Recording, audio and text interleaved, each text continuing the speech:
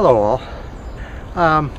I wanted to bring up the issue about the US/NATO against Russia war that's coming. And I thought about it, and I've been following it through InfoWars, or Alex Jones as he likes to be called. A lot of Alex's work I don't agree with. I think he spends a lot of time wasting time on frivolous nonsense but he does cover things pretty well. I mean, he's getting better, and he seems to be all right-wing and conservative, as he calls himself. I tend to not like to border myself like that. I like to have everything available, no matter whose idea it is. If you put yourself into the D or R, or this camp or that camp or this political group, you're really limiting yourself to only what that political group agrees on. And I'm just sweating because it's so hot today.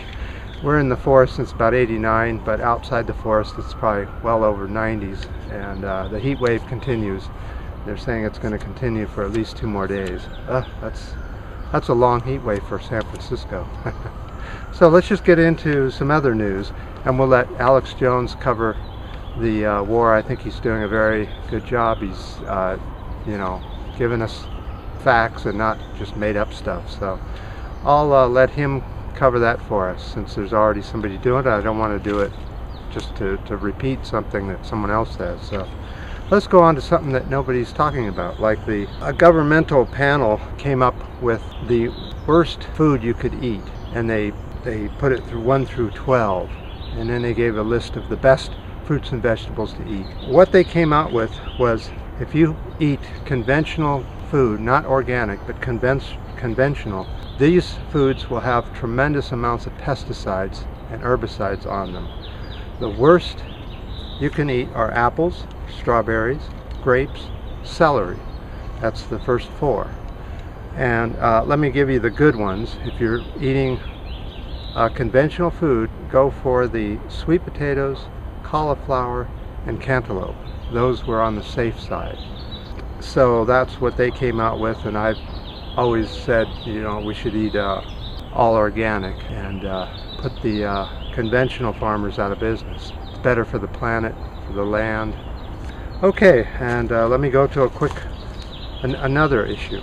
So if you're really sick of all the corporate bullshit, always check the link below each video.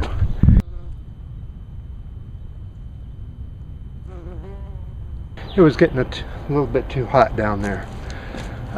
This is a little bit deeper into the forest, and it's so hot nobody's here, which usually is very busy. I usually can't set up in Studio 7 during the summer. Alright, let's talk about the internet speeds. These are the high-speed internets, the ones that the corporations use. And the reason I bring this up is because we're about to lose net neutrality. The US is going to start a high-speed lane and a low-speed lane. So most of the population will be in this, 28K modem kind of speeds, while the rest, the people that can afford the extraordinary fees, can have up into the megabyte speeds. But let's see what the high-speed internet looks like around the world. Coming in number 1 is South Korea at 21.9 megabytes per second. That is amazing. Can you imagine? That's what the internet speeds are there. Japan is 12.8 megabytes per second. Netherlands 12.4. Hong Kong 12.1. And last, yes, last is the US at 10 megabytes per second. That's the highest speed you can get. That's pretty slow. And now they want to even make it slower for the rest of us. Most of us are on things that are less than 1 megabyte per second. We're about 2/3 of that. And they've never upgraded the internet since it was installed.